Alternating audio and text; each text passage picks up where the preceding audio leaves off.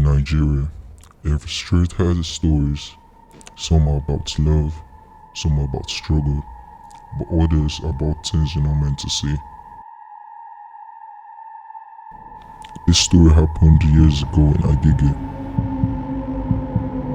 It began with a man, respected and quiet. His name was Mr. Adewale. Nobody ever suspected him of anything strange. He lived alone, but his house was neat, well kept, and he greeted his neighbors politely. To most people, he was just another man trying to survive. But inside his house was a door that shouldn't exist. At first, no one noticed. Why would they? So it was just storage, maybe a pantry, maybe a guest room. But the neighbors began to notice something very odd. Visitors went in and didn't come out. Delivery boys who brought items to the house never returned. At night, passersby swore they heard chanting, low and heavy, in a language they didn't understand. Sometimes it was whispers, other times it was screams. Yet every morning, Mr. Adewale came out smiling like nothing happened.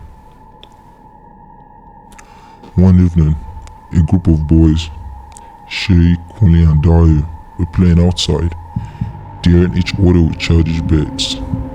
They joked about the strange man's house, the whispers, the missing visitors, and one of them laughed, saying, "I bet you can go near his window and check for yourself."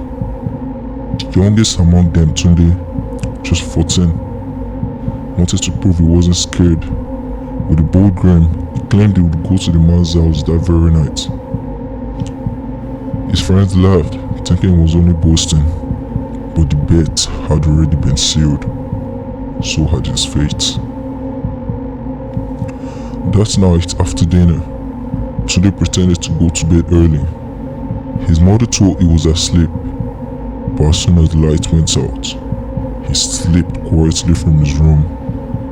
Barefooted, he moved carefully so the wooden floor wouldn't creak. He tied a small cloth around his waist, the way children do when they feel brave, and climbed out through the narrow window of his room. The air outside was damp, heavy with the smell of rain. He ran silently down the narrow way, his heart thumping faster with every step toward Olufemi Street. By the time he reached the corner, he saw Mr. Adewale unlocking his iron gate, returning home from a late minute. The street was silent, no neighbors outside, no dogs barking, just the sound of the metal gates clanging shut. Hiding in the shadows, Tunde slipped in behind him, crouching low as the man entered his compound. The boy's friends were nowhere around. He was truly alone. Heart pounding, Tunde crept across the yard, every shadow feeling alive. Finally, he pressed himself against the cold wall and peeked through the window, holding his breath, while he saw changing forever.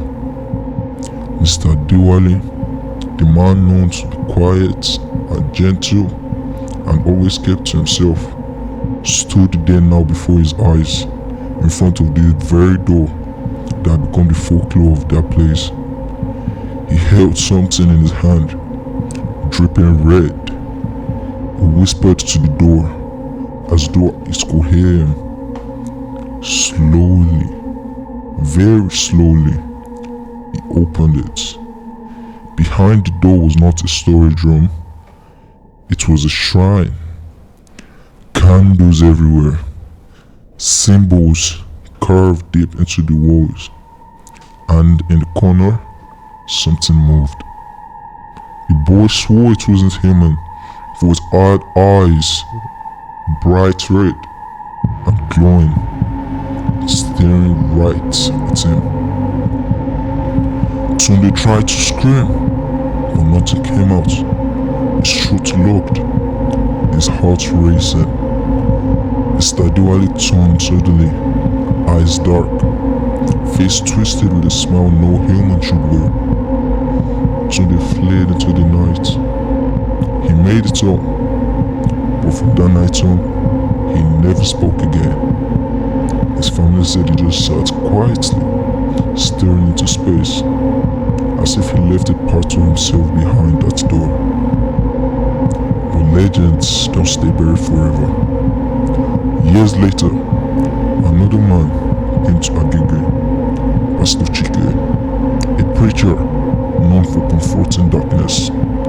When he heard whispers of Tunde's silence and cursed house, he vowed to uncover the truth, and that truth would lead to a battle that no one in the neighborhood will ever forget. This is only the beginning. The next chapter is the war for Tunde's soul.